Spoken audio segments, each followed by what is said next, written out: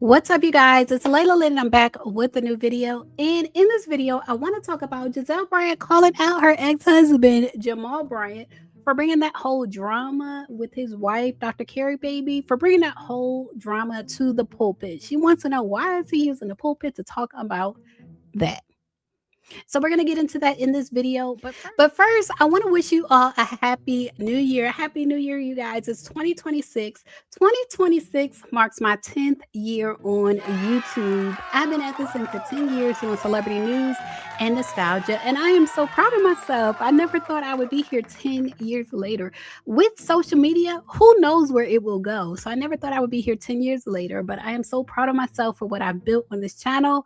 I have expanded into other channels. I have my crime and context channel. I'll leave a link to that below.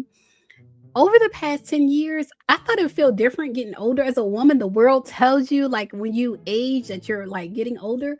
But for me, I can tell you, it actually feels like as I age, I'm ascending. I feel like I'm ascending, and I've built myself this throne. And so I am happy to reign on my throne. I feel like this is my goddess era here on YouTube. In 2026, I am in my goddess era, and can't nobody tell me different. And I want to get into some new things. But I want to start with this. This is kind of actually an old thing, you know, when it comes to people policing women's bodies and women's fashions. That's an old thing. But in any case, Jamal Bryant revealed in a Sunday morning sermon recently that he purchased this dress that everybody is talking about. And so Jamal Bryant, in my opinion, he is more than just a pastor. To me, he gets into social issues and political issues. So in my opinion, he uses his platform in 3 different ways. He uses it for like religious and spiritual issues, social issues, and political issues. So I'm not surprised that he brought this whole drama, you know, with his wife's dress. People are pretending that they think it's a nude illusion dress, you know, when clearly it has tan paneling underneath. I feel like if you know fashion, or even if you don't, I feel like it's clear it's not nude illusion. It's clear that it's fabric, but people are pretending that it looks nude because people want to judge her. As the first lady of a church, people want to look at her differently than any other woman. But I feel like that's a problem. Anytime you look at a person in a position of authority, a position of power, anytime you look at them differently than you look at someone else, you have a problem on your hands. You have a problem on your hands because people in the church, people in positions of power, they're no different than anybody else. They're no different. And so when it comes to Dr. Jamal Bryant, who purchased the dress, I feel like he knew this conversation was coming because he knows, like, you know, the church aesthetic. He knew this dress was outside of the church aesthetic, even though they're not actually at church. They're at a gala. They are not at church. But I feel like he knew this conversation was coming, and he wanted to use his pulpit to address this whole conversation, this whole drama about the dress. And like any other man, I also feel like he wanted to show off the beauty of his wife. He wanted to say, hey, I have a beautiful wife. Look how good she looks in this dress I bought her. I feel like it's just as simple and as basic as that. And so I feel like that's why he used his platform the way he did. But his ex-wife, Gizelle's calling him out because she knows her ex-husband. She's calling him out for using his platform in that way.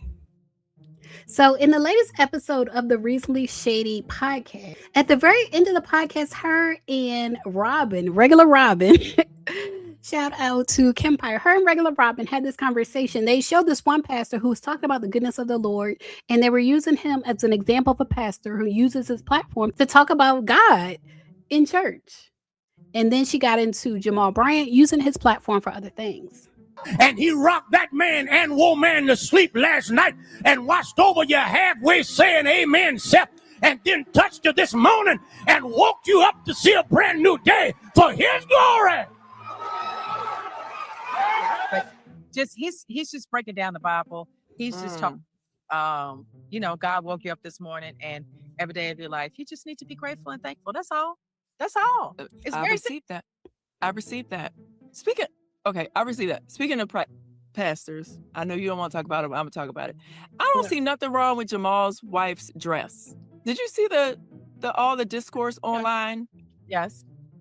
I don't see anything wrong with that dress. It was fine. It was fine. Yes. But this is the thing. You know, people gonna have their commentary one way or the other. And you would think you would not feed into the commentary, Pastor. That part. But he's feeding into it because he built it. He purchased the dress. He wanted her to wear the dress. He wanted this whole conversation. Because like I said, he does use his platform for social issues as well as political and religious issues. Part. So her dress was fine, but like, and people gonna have, say whatever they want to say. Let's just not feed into it. That's all. Yeah, that part. Yeah. Because that's when you make it unnecessarily Worse. bigger than it is. Yeah, you bring more attention to it for sure. Yeah. But I also think, I don't know, I'm just like, it was an unnecessary discussion, period. Yeah, so just leave it alone. But, Yeah. it was made a moment for sure. Yeah. Or maybe like use a different platform for that. Like, I don't know that Sunday service is the place to talk about. Agreed. A And dress. I'm not gonna tell him when and where to say whatever he has to say. Yeah. But maybe it was a Bible study moment. I don't think you should use a Bible study moment either. I feel like Bible study is a chance to study the Bible. And her dress don't have nothing to do with the Bible. Yeah. Right? Not on Sunday. Right. Let's Sunday for the word of the Lord. Yes. Because Yes. I didn't see the connection to the word of the Lord. Sometimes it's like, they talk, they might talk about some current event that's going on and they bring it full circle to the word of the Lord. But I missed that one. I missed it. So anyway, if y'all don't know what we're talking about. I didn't see the connection either. I did not see the connection, but I will say this. He did call out, not necessarily a discussion about modesty, but he did call out basically jealousy. Like women were talking about Dr. Carey wearing that dress because they can't wear it. Either they're not going to look good in it or they're scared to wear it or what have you. And he talked about obesity and things like that. That's a conversation, but I don't think the pulpit is the right place to have it either. I do think social media is a good place to have the conversation, and he did address it on his social media as well. He posted these AI images. Dr. Carey, if she was to wear what the church, in my experience specifically, the Kojic church would want Dr. Carey to wear at all events and functions, it would be a long denim dress, a denim skirt, and sneakers. If you know. If you know this outfit, this turtleneck, and this denim dress, you know. And he put in the caption, "Saints, y'all win," in his offset voice.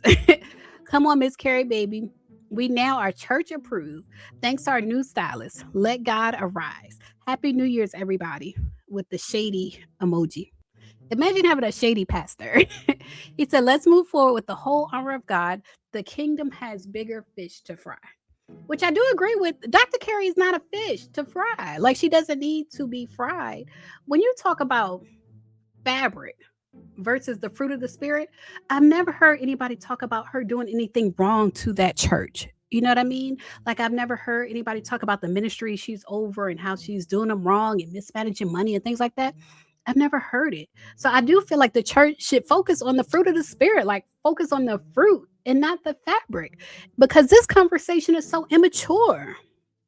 It's so immature. It's such a basic conversation to talk about someone's clothing rather than their service, what they're producing. It's so immature. But y'all leave a comment. Let me know what y'all think.